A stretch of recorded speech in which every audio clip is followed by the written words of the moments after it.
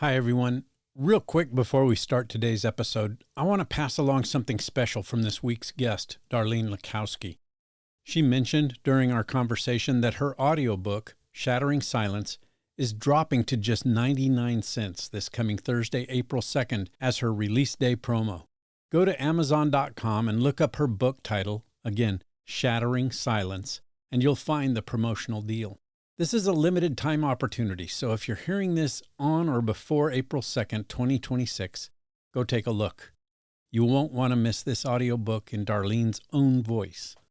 All right, let's get to it.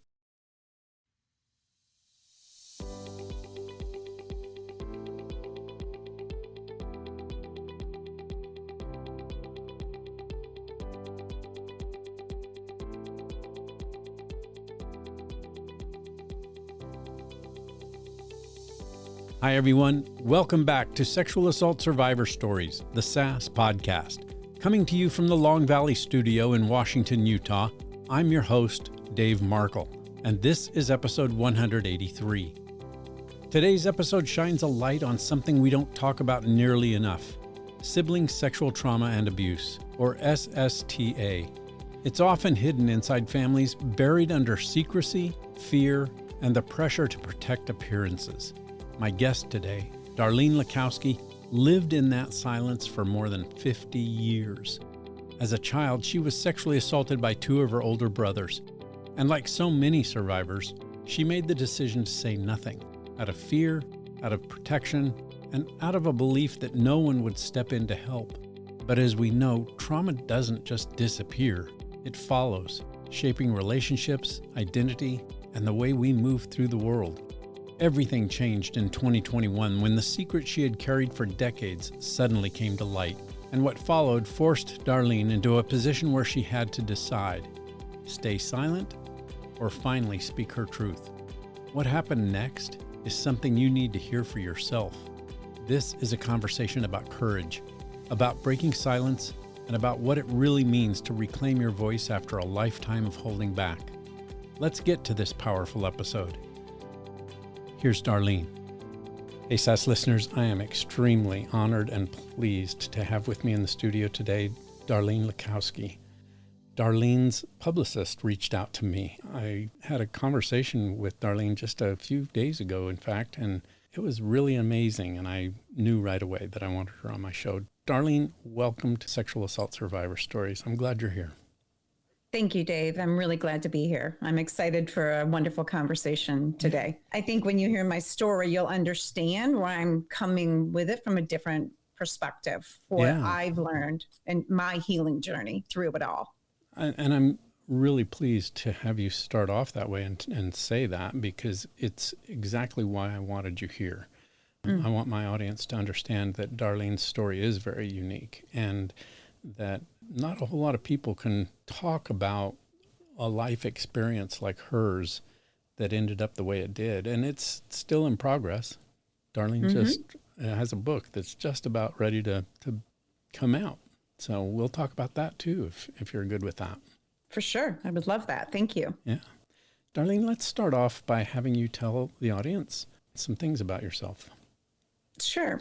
So I was born, as my mother said, a Connecticut Yankee. I'm the youngest of 5 children. We're all 50s and 60s children, and we all start with the letter D, as a lot of people can probably relate. I have a Dave as a brother. Oh, nice. And so I had older sister, 3 boys, and then me. So there are 11 years between the 5 of us. Wow. We moved to a town called Clarence, New York, outside of Buffalo. But I pretty much grew up in a town just north of Detroit called Port Huron, Michigan. And I've been down in the Charlotte, North Carolina area for the last 16 years now. Oh, wow. And I have worked full time my entire life. So I do have a really strong business career in sales and marketing. I am on my 2nd marriage, and I have 3 grown adult children that I'm very proud of. Well, I'm glad to hear that you're very proud of your children. I think that's awesome. Oh boy, there's some times like, I don't know if we're going to get through this. Exactly. Every parent feels that. I think it's great when you can say, I'm proud of my kids. Congratulations on that point. Thank you very much. Can you tell us how much you like living in the Charlotte area? I really like Charlotte. Having lived in Michigan, and actually before coming down here, I was also in Chicago. I got really tired of the cold and really tired of the snow. Charlotte's a really great community. It's very diverse. It's very beautiful. I live out in the middle of the outskirts of Charlotte on a 3-acre pine tree forest. Oh, wow. Nice. Yeah, so I'm about 40 minutes to the airport, and we're 3 hours to the mountains and 3 hours to the ocean. Right. So it makes it kind of nice. Yeah. I've taught in Charlotte, and wow, what a neat town. It's beautiful. Yeah, So, it is. Well, the reason Darlene's publicist reached out to me, and Darlene wants to be on the show, is, as I mentioned before, a very unique story. It comes from her childhood. And Darlene, I'm just going to ask my general question, what I ask all my guests. What are you able to tell us about your experience? It's a long story. And as you know, it's very, very interesting, but I'll start at the beginning. And maybe some of your listeners can relate to this as well. Starting at the age of 7, I was betrayed by family members. 2 of my oldest brothers sexually abused me from the ages of 7 to 12. The first brother, it wasn't intercourse sexual assault. It was just a lot more aggressive, and he was doing things to himself, let's put it that way, but forced me to watch him. Well, I'm 7 years old. That's extremely traumatic as a little girl. He moves out of the house. The 2 brothers, now that it's gone public, claim neither one knew the other one was doing that, but that's a different conversation. It doesn't really matter. But after I was raped the first time at 9 years old, after experiencing 2 very aggressive physical assaults, I vowed to keep my trauma a secret. I decided as a 1970s little girl, I was so ashamed and so fearful by the threats those brothers were saying to me. If you tell, Mom and Dad will hate you. You'll be the black sheep of the family. If you tell, you're going to destroy your mother. All of the things that the perpetrator says. And here I am, a little girl, thinking I'm the only one in the world this has ever happened to. So I stuck that trauma in a box, and I vowed my parents were never to know. I believed my brothers, but trauma doesn't stay in a box, as I'm sure you know, and all your listeners know. But I kept it in a box for 50 years. And I built a new Darlene on top of this box that kept bubbling up and boiling over. And I didn't know I had PTSD actually, until I was 58 years old. I am 60 right now. Wow. So just 2 years ago, I thought my personality traits of all the survival tactics I had built to become a new person were just A-type personality. It wasn't normal. It wasn't standard behavior. I just thought that I was just extra persistent and the need to win all the time, because I was never going to let those brothers who abused me see me fail. That makes sense. As you mentioned, you feel alone, but you're actually in a company of lots and lots of people who are doing the same thing, which kind of attests to how sometimes society works and the way we view things, and what I call a rape culture, and people denying and minimizing and blaming. Yeah.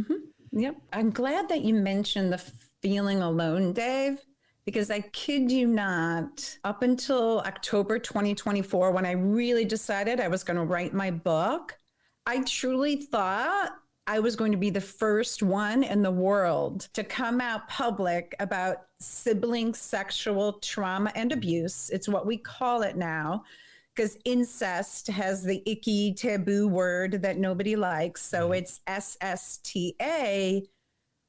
But I have met hundreds of men and women who are out there trying to break their silence, to break this taboo, because SSTA is thought to be the most common form of intrafamilial child abuse in the world, yet it's the least talked about. And that's why I'm on your show. That's why I want to talk about it, Dave.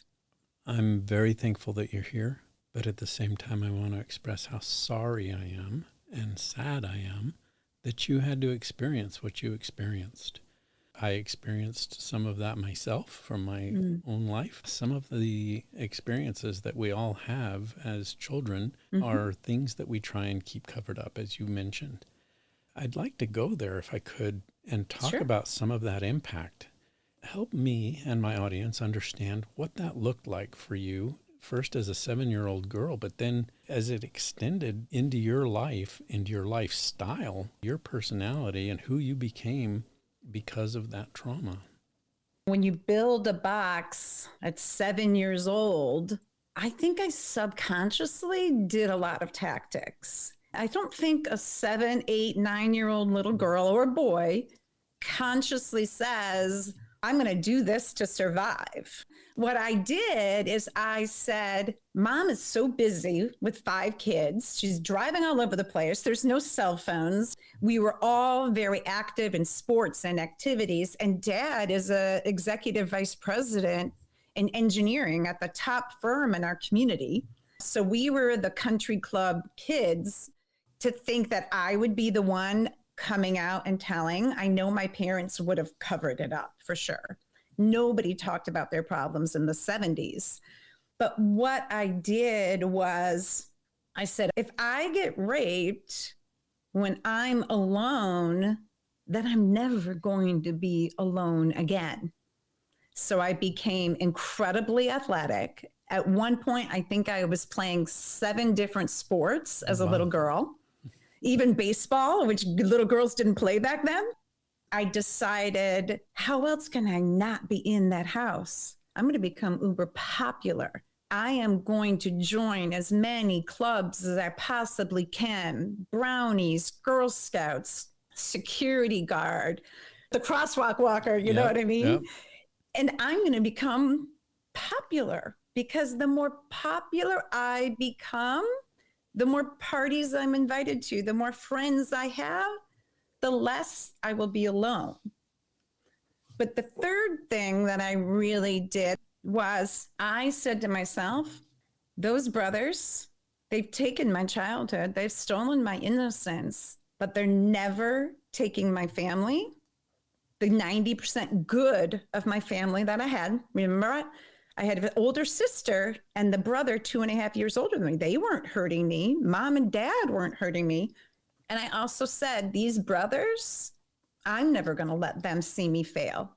And that's where the survival tactic of always having to win came out. And then I always had to be in control. If I controlled every single thing around me, I wasn't going to get insulted. Because when I was out of control, if you will, if I was alone, that's when I got assaulted, Dave. But think about what that happens to you when you're now in your 30s, 40s, and 50s, what type of personality that becomes.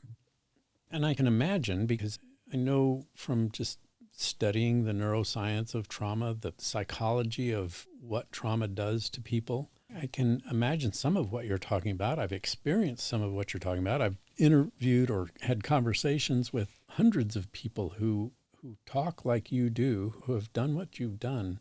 But I'm wondering if that aspect of becoming something that really was a mask, a cover, also covered up an element of fear, because trauma often involves fear. Mm-hmm. And that fear factor, that fear component of who we are, can drive those things that look positive, but underneath, the authentic self is scared to death about what will happen if anybody finds out. Was that a conscious thought of yours also, or had you just covered that up also? I think I thought I shoved fear in a box, but that's not how fear works. I was deathly afraid of the dark. I couldn't be alone in my house. I called the police one time in college because I thought there was a man outside the house stalking me, and my brain kind of made that up.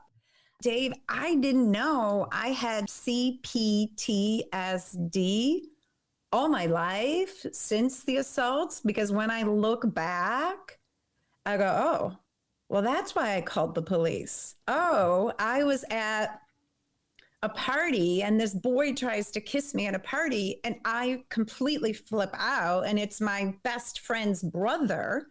So then I have to explain to her, I let girlfriends in my box because of the CPTSD that came out, because the box was leaking and my brain was going, you can't keep this inside. You've got to let it out. So over the years, I had confided in 6 different girlfriends because I was so embarrassed and so ashamed of my behavior. I couldn't explain why I had flipped out, why they thought someone had put something in my drink. I couldn't even explain it.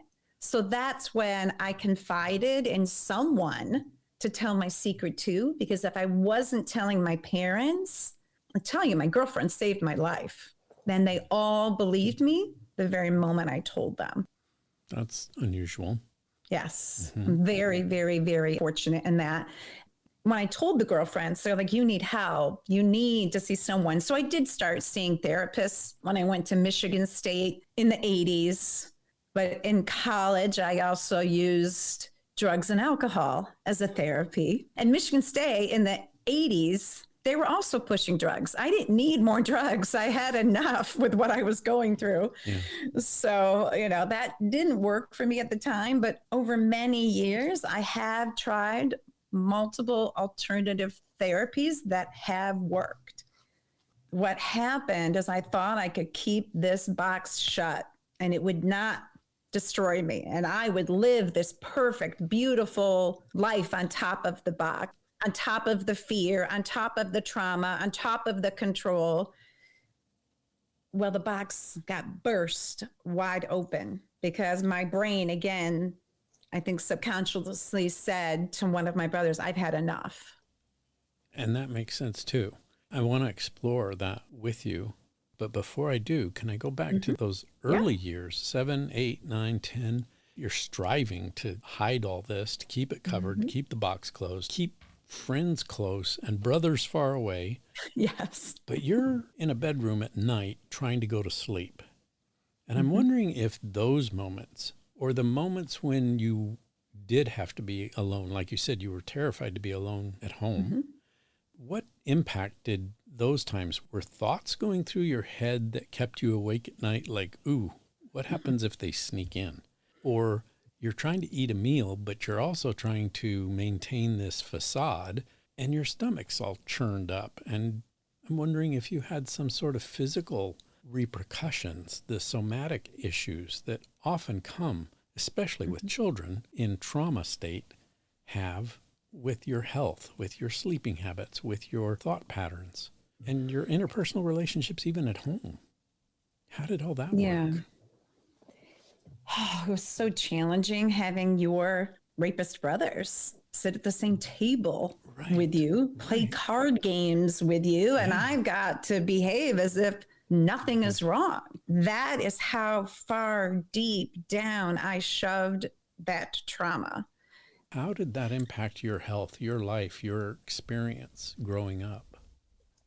I had nightmares every single night. And I still, at 60 years old, have nightmares about 2 to 3 nights a week. And I can explain why and how when we talk about that later.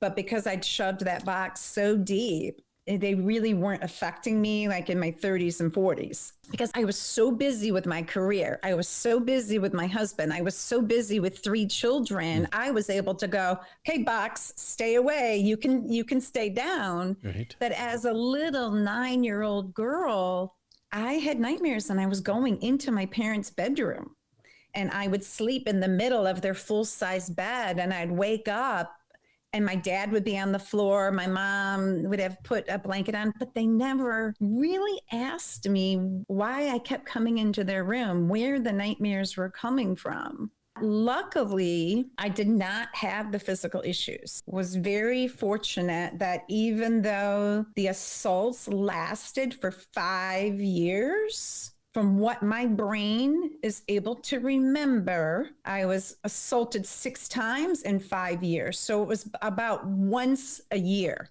I have friends, fellow survivors, who were assaulted every single day after school by their older sibling.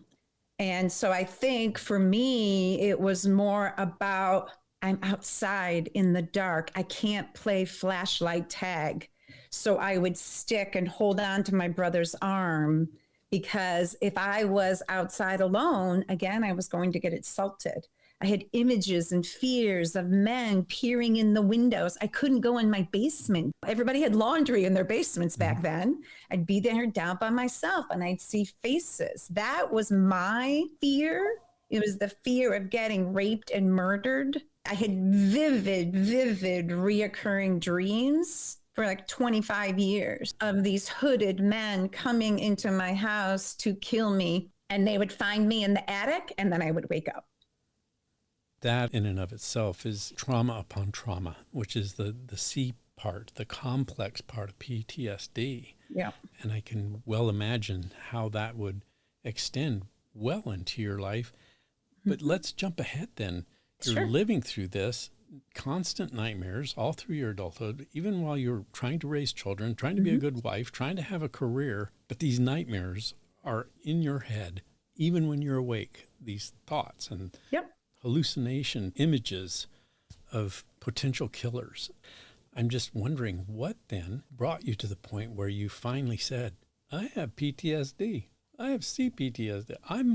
I'm pretty messed up in my thought processes because of stuff that happened for 5 years when I was 7 through 12 years old. How did all that come to a head?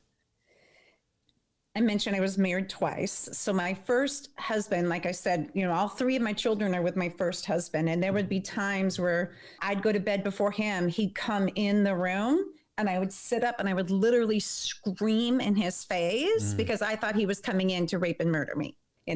I get divorced. I marry my second husband. Same thing happens. And I had told both of these husbands before they married me, you need to know my dirty little secret, because we carry the shame. The shame is not ours to carry, but I did. Yes. I didn't think I deserved to be married because I was dirty, because I was tainted, because of what happened to me. Both husbands said, don't worry about that. I love you. We're going to get married. So my second husband, to your point, I still have family members coming over to my house. We moved my parents from Michigan to Charlotte, where one of my oldest brothers who sexually assaulted me lives an hour from me. We're getting together Christmas, Thanksgiving, summer, holidays, birthdays. And my second husband is like, how can you let this man in your house? And I said, I have to. I don't have a choice. I'm not telling my parents, and you need to keep this secret with me. So he actually was the one, along with some therapy, that said, maybe you should just talk to one of the brothers and see if they will say sorry and see if they will apologize. So I finally got up the nerve in my late 40s, petrified over it. I called my brother, Don, who's one of them, the one that actually raped me, who's 5 years older. And I just said, look, I got to talk to you about something. I was scared to death. I'm sitting in my closet because with 3 dogs and 3 kids, my bedroom closet was the only place I could go. You won't believe the words he said to me, Dave. He said, oh, I didn't think it bothered you that bad. Like somehow I was accepting of what he'd done to me all those years ago. And I didn't hear another word that came out of that man's mouth after that. My brain shut down.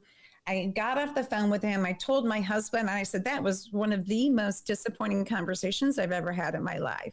So I shoved that conversation in the box. 10 years goes by.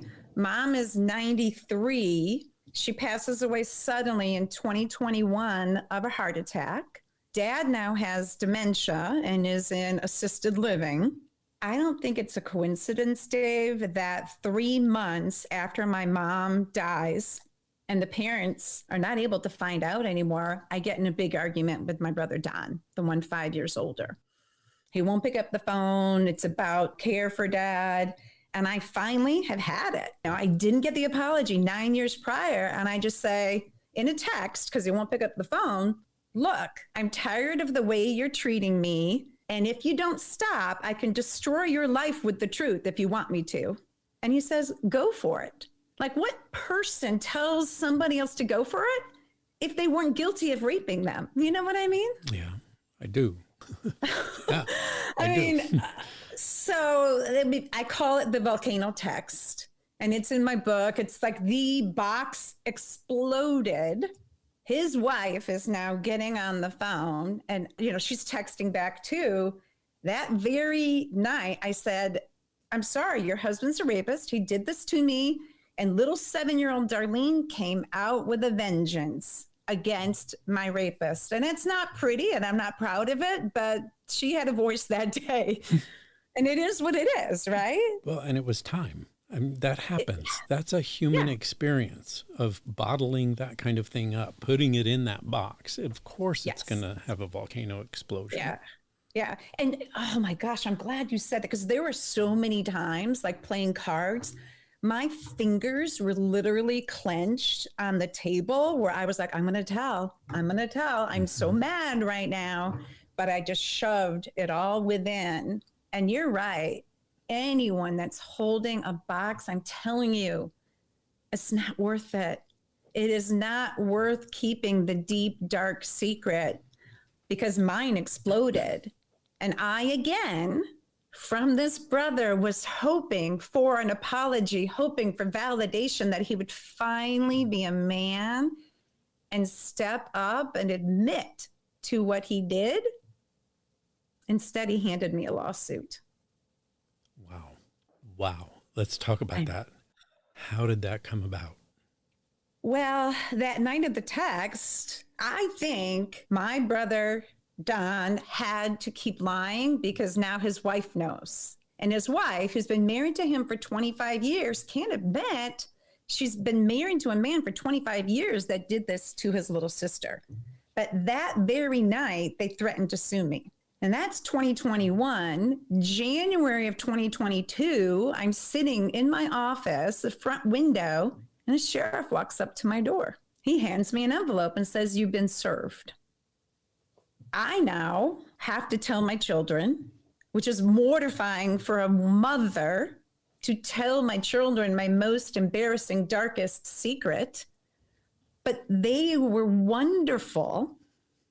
I mean, the secret that I thought that I needed to keep from them to protect them, actually, when I opened the box and wasn't keeping my secret from them anymore, my sons, who are twins, were like, Mom, I wish you would have told us sooner. We now understand why you were so much in our business, why you were so overprotective, why you had to control everything about our lives. Yeah, of course. And my daughter, oh my gosh, what she said to me just still brings tears to my eyes and warms my heart, because she recognized something in me that I didn't recognize in myself. She said to me, Mom, I hear you. I believe you, but it sounds like you haven't forgiven yourself first. Wow.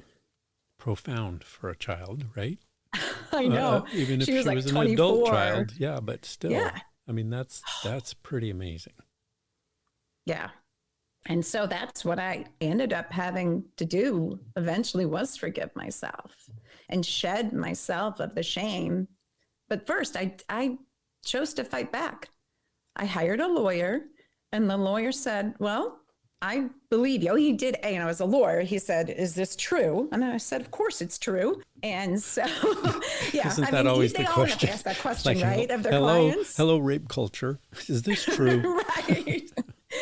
And so I said, of course it's true. He goes, well, then if you're not going to respond to these threatening letters that he's going to take you to court and sue you if you don't recant everything you said, let's countersue, because he was going around telling all my family members I had had a nervous breakdown, that I was a psychopathic liar. And my parents always said that I was the family liar, all this stuff. So I countersued. I tried my darndest to negotiate and not have to go to court, not to be on that stand. And here my brother has just thrown that trauma right back in my face. So everything I buried was now back in full force. Those nightmares that I had 20 years of therapy getting rid of were all back. The fears were all back. I live in a house that has huge glass doors. I couldn't walk in my living room with the lights on for fear somebody was stalking me. But I wasn't going to back down this time. I just said, you are suing me over your lies. I will settle out of court, but you're going to have to pay me my legal fees back. And of course, he wouldn't do that. So I took 2 years to go to the court system. You know how that works. Yeah. January 29th, 2024, his trial starts first. He brings his witnesses on. Then my trial starts. Remember those 6 girlfriends? Yeah. Every single one of them testified for me in court. It was all video testimony because they all lived out of state, but I had 6 girlfriends and a therapist all testify for me. And that's what I mean. They saved my life. They saved the truth. And I finally get on the stand that Friday. Both cases are closed. The jury goes into deliberation on February 5th, 2024. A jury of 12 in less than an hour says I'm telling the truth and he's lying, and I won both cases. And that makes me just have a great big sigh of relief. I it was hard. I knew the end of this story for my audience's sake. I knew this because Darlene had told me that when we were talking a few days ago. We didn't talk about the trial or all the things leading up to it. None of what we talked about came close to what we've talked about here. But that end part where you had told me you won, I knew that was coming, but it's still such a relief to hear, right? Mm-hmm. It's just amazing that after all those years, it kind of is a testament to what true friendship is all about, and love and concern. And the consistency that I'm sure you experienced with telling that story to 6 different people in the same way, in the same tone, in the same voice, and them being able to testify to that separate from each other. You know, I'm sure they were sequestered. They couldn't hear each other's testimonies. And of course they were all over the country, video, all over the world. Right, yeah. Right.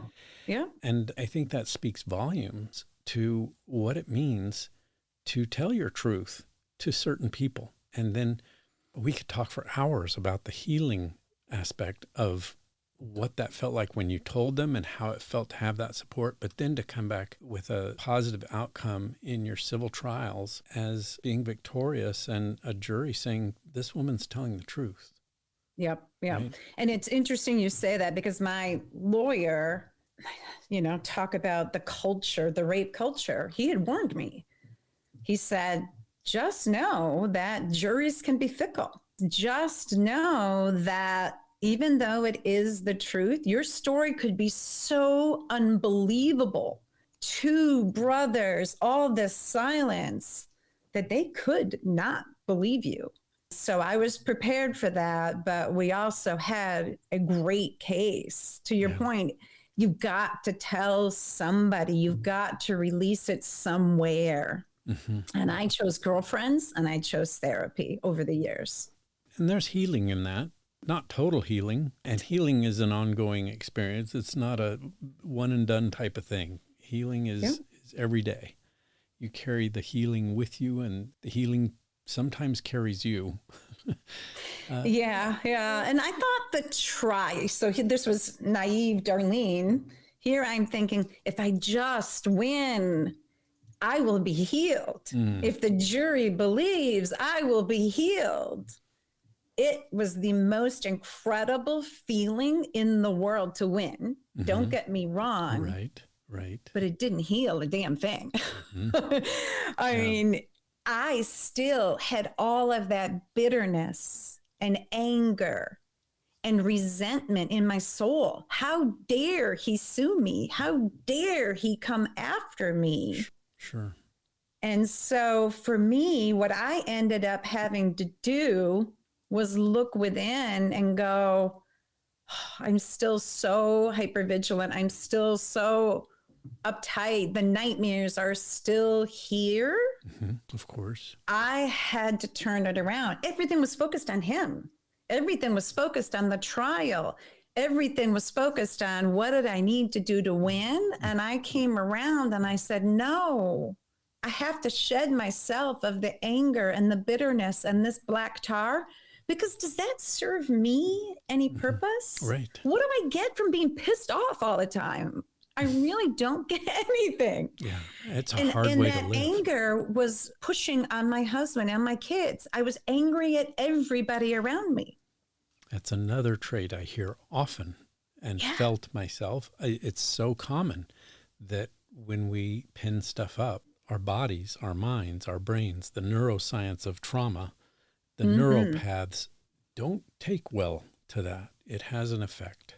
And not only emotionally, and like you're saying, through those dreams and those visions of seeing people and imagining that they're there, that's all a trauma response that your brain can't handle very long. I mean, at some point, something's going to happen to change all that and to bring it all out. You're right. There was a low point. Getting up to the trial, the trauma didn't want to stay in that box anymore. Right. I came to a point where my brain thought my own daughter was my rapist, and I ended up punching her in the head in a moment where I was the 7-year-old little girl anymore, and I thought she was abandoning me. My biggest fear of being abandonment. That was when I knew, if I don't fix this now, my biggest fear of being alone will be realized, and it'll be my own fault because I keep pushing everybody away from me. I keep being angry. I keep being in control. So when I turned it around and I said, I love my children, I love my husband, I'm shedding all of this out of my soul. I started going to EFT tapping. I did 9D breath work. I did a bunch of alternative therapy, because obviously if I was still having PTSD moments, I wasn't doing enough. And once I said, no more, I am doing what I need to be fulfilled and what I need to be whole. I honestly, Dave, I don't think I even knew what love was until my second husband, until I let go of the box. And now I'm a completely different person. Even my children and my husband are like, wow, Mom, you should have dropped that box so many years ago. And this was something I was willing to take to my grave. Of course. And sure. What's so ironic in all of this, and it still blows my mind, by suing me, my brother gave me a gift. It's the gift of being released of the burden of my secret. How ironic is that he tried to shut me down again, and instead he burst it wide open. And now I wrote a book. I'm talking publicly on podcasts. He can't ever sue me again.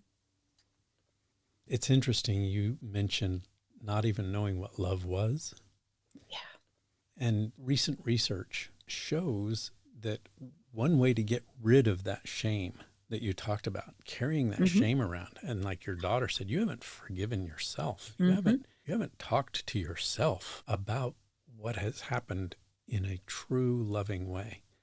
And that the way to get rid of that shame is to love yourself. It's to show yourself some authentic, deep-seated love for who you are, for what you've accomplished, for how you've brought children into the world, for making a second marriage work, for having the strength and audacity to stand up to your perpetrator. and finally say, I love myself enough to do these things and take care of this. And boom, everything flips and you are a different person. Tell me more about that, because that is fascinating. And I think the audience needs to hear this. Yeah. I think that I had to look within, and that's so hard to do because when you've become that perfectionist, when you've been controlling, I couldn't possibly be the one to be causing some of the harm. And it's not me causing the harm. It was my trauma that still lived within me. And I think that's very important for your listeners to hear. It's not self-blame. It's shedding the shame. Very, very different things. And when I released that and I said to myself, who is the most important in my life? It's my husband. It's my children. It's my brother, Dale. My sister, Diane, passed away back in 2008. But who do I want to keep in my life? And what do I need to do to bring them back? And it's, I can't be in control anymore. I can't be hyper vigilant. I've got to relax. I've got to chill out, man, you know? And so my daughter and I used to get in arguments all the time. And I do think it was a lot of my trauma. I was so uptight. I kid you not, Dave, just 2 weeks ago, you know, divorced parents, I get in a little argument with her about her dad. She hangs up the phone on me. Old Darlene would be livid. Mm-hmm. How dare you hang up the phone? You're my daughter. You don't do this to me, you know? Mm-hmm. And instead, the new Darlene, who shed herself of all of the anger and the bitterness, I took some deep breaths. I looked in my room. I settled down. I gathered myself. And instead, I texted and I said, I'm sorry. And she's like, Mom, you've never done that before. I was expecting you to call me nonstop 10 times, you know, but that's the difference. And I think we all need to understand by opening the box, it's the only way to let hope in. It's the only way to let love in. It's the only way to let joy in and be a more peaceful soul. And everything that you're saying is so critical to moving forward in that healing journey. Mm-hmm. Yet, and I talk about this a lot on this show, and most of my listeners will know exactly what I'm talking about when I bring this up to you, and that is those intrusive past memories are still there.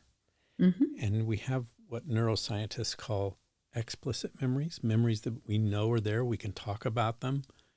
And then there's these implicit memories that we don't even know they're in our brains, but they're hiding in there, mm-hmm. waiting for something to activate them. Some people use the word trigger, but I like the word activate a whole lot more. But something will activate our brains to release these memories, and all of a sudden we'll be driving down the road, or we'll be sitting watching television, or we'll be having a conversation, or we'll be sitting in church, and all of a sudden from nowhere comes this thought, oh, I remember this too, and I've never, ever had this memory before, but it's a real memory. It actually mm-hmm. happened. That has to impact you. That has to happen because it happens to every human. Tell me about your experience of having those implicit memories come to light now that this trial is over and you've become this different person. What does your coping mechanisms, authentic self now, this person who's loving and feeling the joy, do with these implicit memories that are now explicit? You can now talk about them because they've come to light. Right. I think one of the most healing things I did was write a book. And I hired a ghostwriter on purpose because I was too close to my trauma. I was still working full time. I mean, I know a lot of fellow survivors, it's taken them 8 to 10 years to write their books. And I'm like, I don't have that kind of time. Right. But I got to tell you, it was one of the best things that I did because that ghostwriter, she would interview me. We would talk about every incident, every scene, and new memories came up that I didn't know I had. Right. Like I had this vivid memory of a blue tile shower But then I knew we didn't live in a blue tile shower house. So I was able, through writing my book, to figure out it was the sun that comes in on the beige tile that turned it blue when I was in the shower. And one of the scenes in the book, I don't say to all of your listeners, you have to go write a book. You have to go public like I did, because I will tell you, every time I talk about it, Dave, I do heal a little bit more. I mean, I've been on multiple podcasts, and you talked to me a year ago, I wouldn't have been able to get on this conversation for 5 minutes without just bawling. Mm-hmm. That is how much growth and healing talking about your trauma does. Right. Writing down your trauma. Write a journal. If you never publish the book, just write it down. Tell somebody. I mean, I still have nightmares, but they're different nightmares now. It's not the fear of getting raped and murdered and killed in my own room. And I had spiders and rats and everything dark and devilish were in my nightmares. My nightmares now, they happen about once every 3 nights. It's about what my brothers threatened me of, if you tell, your life will be destroyed. And so my nightmare is I wake up, I'm still asleep. My husband talks to me, helps me back to sleep, but it's more about I have forgotten to do something with those closest to me, and therefore my life has been destroyed. I've lost everything because of me, and it was my fault. So that means I have more trauma healing to do. I have looked into myofascial release, EMDR therapy.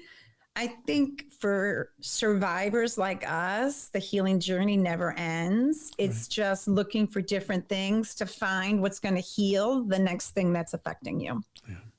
And I totally agree with you. I don't think there's any one method or system or process that works throughout your entire healing. I'm sure there are, and I know this from my own experience, there are things that we do rely on over and over and over again through that healing journey, but that newness of different approaches, different coping mechanisms is critical.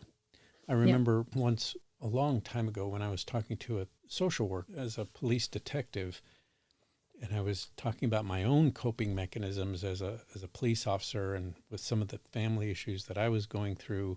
And I said, it just feels like sometimes none of the coping mechanisms I have are working. And she said, again, research-based, the more coping mechanisms you have, the better off we are in that process of healing. It's a sophistication level that our brain comes to understand that we need.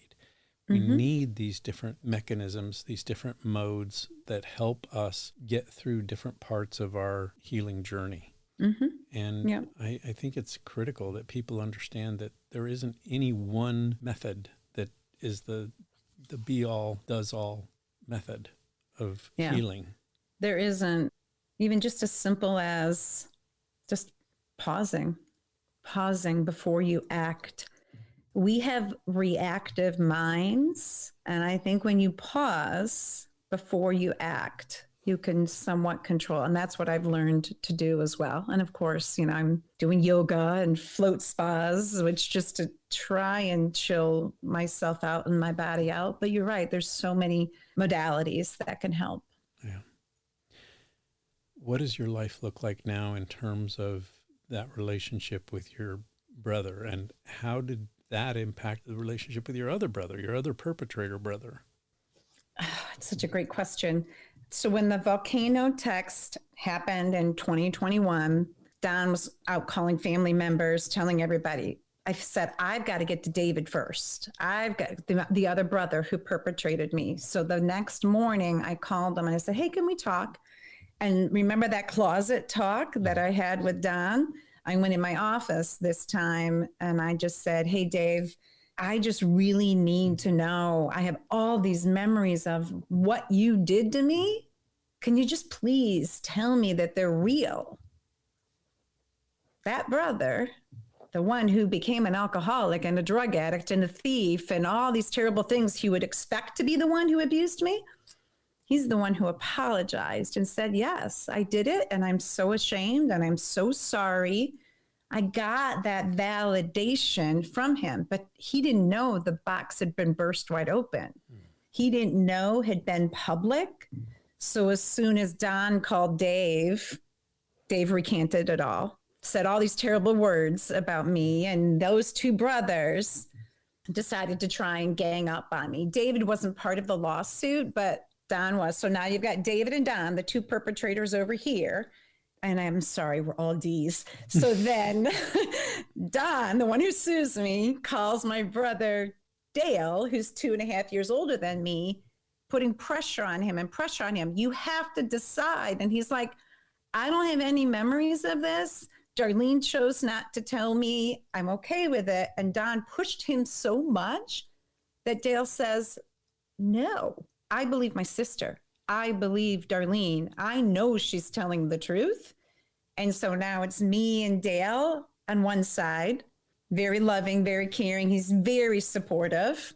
And then you've got Don and Dave on the other side.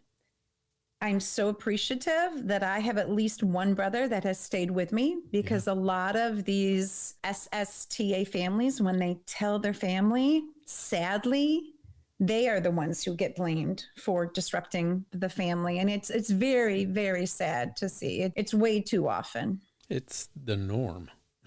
I know, it is. It's not only in the sibling sexual trauma, but it's everywhere. It's in the military. If you have a soldier, male or female, who gets sexually assaulted and they report it, they're the troublemaker in that unit. I know. Right? Isn't that insanity? Happens in school, happens in college, happens in families, happens everywhere, because we live in this culture that says victims and survivors need to keep their mouths shut. Yeah. Yes. Don't talk about it. So wrong. And that's why I'm talking. That's why I didn't stop. And that's why I started a podcast.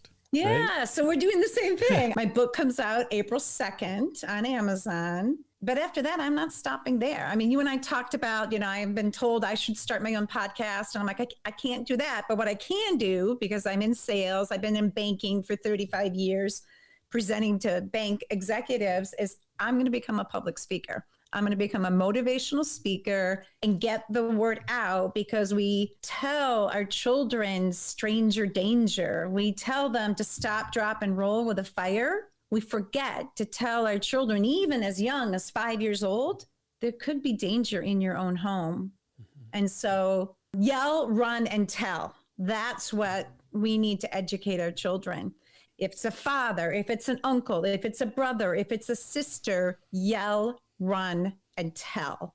I believe the more that we are out here as survivors talking about this, I love the fact you have this Survivor Stories podcast, because it makes us feel so much part of a group, and we're not alone anymore in our journeys. And I just think it's so important to be able to have a community of survivors and healers. Exactly. So thank you for doing this, Dave. It's an honor.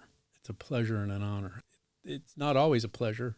The pleasure is in hearing people like you who recognize that there is strength in community, that there is strength in being believed, and there is strength and healing in telling our stories. It's a human, natural thing to want to tell what happened to us, to tell our stories. Yes. And that's the way history is passed down, has been for ages and ages. Some of it's not real pretty history. It's ugly and hard to live with, but that is the aspect that I talk about more than ever lately, is we need to normalize this conversation. We need to stop saying, oh, this is taboo. Don't talk about it. You know? I know. Well, there's a statistic that blew me away, and I don't know if you know it, Dave, but I learned, research says that in a classroom of 20 to 25 children, at least one of them is currently being sexually abused by an older brother or sister. At least. That's correct. At least. Yeah, that is 3 to 5 times more likely to have it be a sibling than a parent. That's but nobody talks about it. Nobody is coming out saying, siblings, they're abusers, and they're typically 5 to 8 years older than the younger sibling. That's true. And, the more we talk about it, hopefully, the more likely we can stop it. And that's the whole point. Let's talk about it. We need to get the word out that this is happening. We need to get the word out that there's a platform where you can talk, feel safe, feel believed, feel supported. Yes. And I am so thankful that you reached out the way you did and wanted to tell your story and talk about this the way you are. It's so awesome that you have that courage, that strength, but also the way you are so articulate and brave to tell every aspect of it. I can't imagine asking you any question at this point that could come into my mind where you would say, well, I don't want to talk about that part. I don't want to. And the fact that you've written a book, that's so powerful. Talk about that just for a little bit about how that came about, where that idea came from. And I know you've already talked about you hiring a ghostwriter and that process of it, but the whole aspect of writing a book has to feel very stark sometimes and very wide open and exposed. Can you talk about that? Yeah. I had to be incredibly vulnerable. And throughout the book, and you can tell from what we've talked about on the podcast, I just decided that in order to see the good in me and what has happened, what I've become, you had to see the messy. You had to see the bad parts. You had to see the choices that I made, the lessons I learned, and how I was able to get through all of it, because I was getting hit after hit after hit. And then after winning the trial, I don't know, my soul was like, you're not done, Darlene. Write a book. That'll heal you even more. And now you're not done, because when you retire, Darlene, in 5 years, you're going to be out there speaking about it. Yeah. So I don't know if you want me to give the title of the book. I want you to give everything about the book that you possibly can. The title, you mentioned the date that it's going to be released again and how people can get a hold of your book. Yeah. Thank you. It's called Shattering Silence, a story of survival, justice, and the power of telling the truth. Yeah. Thank you. It's a long title, but man, does it cover a lot. Yeah. It is coming out on Amazon April 2nd, 2026, in all formats, including audiobook in my own voice. Nice. That's awesome. So that was another cathartic moment. I'm sure. Mm-hmm. I mean, and I was in this office in my own home. I had all the little equipment and stuff. Mm-hmm. But again, the more you talk about it, the more you can heal. And by the way, I forgot one thing. If this airs before April 2nd, we do have the ebook, which is normally $10, on sale for 99 cents that day only. Oh, cool. So that's something I'd love to offer to all of your listeners. And so that is on April 2nd. But then after it launches on Amazon, it'll be everywhere where you buy digital books online. So if you're not on Amazon, that's okay. It'll be, at Barnes & Noble online, Walmart online, things like that. And then if you want to follow me, Dave, you and I follow each other. I'm on Instagram at Darlene Lekowski. I have Facebook, Darlene Lekowski. And because I've been a business professional for 35 years, I went live on LinkedIn 2 weeks ago, and that was crazy scary because these are business people that have known me, but I just felt like I've got to do it. I'm going to go all in, and I'm not going to be ashamed anymore or embarrassed anymore. I mean, I had one person, Dave, ask me, are you sure you want to be known as that's what happened? You're the woman that happened to? And I was like, yeah, I'm sure I want to be that woman. You know what I mean? And that question comes exactly from where I've been talking about. That comes from a rape culture place. That's the taboo. Are you sure? Don't you want to keep that in the box? Right, exactly. And I kept getting pushed on that rape culture.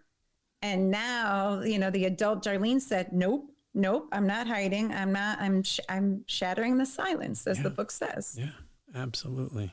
I think that's so commendable. And I am so thankful that you are here and that you've said what you've said and tell your story through a book and through this podcast and through other episodes of other podcasts. That's amazing. Thank you. Please stay in touch. And here's what I'll do. I just looked at the calendar and I'm going to do everything I can to make sure that this airs by next Tuesday.